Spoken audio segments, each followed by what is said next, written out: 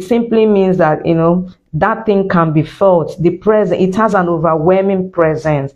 The presence can be felt. So God's mercy can be felt in our life. It can be seen. Yet when you see a man who has experienced, who God has shown mercy, you don't need to look at the person two times. When you see someone who enjoys the mercy of God, you just know that, yes, something has happened in the life of this person.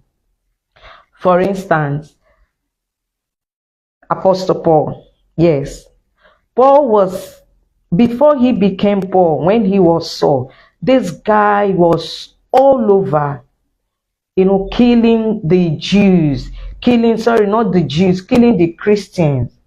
In fact, the Bible tells us in Acts of the Apostles that he collected letters. He went and asked for letters, letter of authority to go down to Damascus to deal with the Christians at Damascus.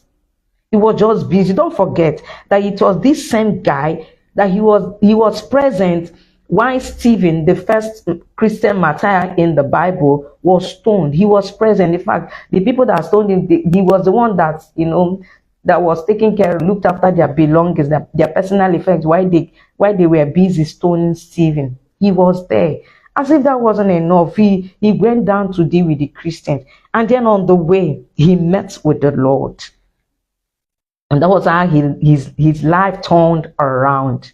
And then when he became Paul, don't forget that the brethren they were scared. When he went to them and they were scared. Even when God was sending his disciple to go and tell him my job description for him. The man that God sent was scared. He said, that guy, no, God, I can't go. That guy had been a terror. That's a terror in our flesh. And God told him, say, no, I just met with him. He's a changed man now.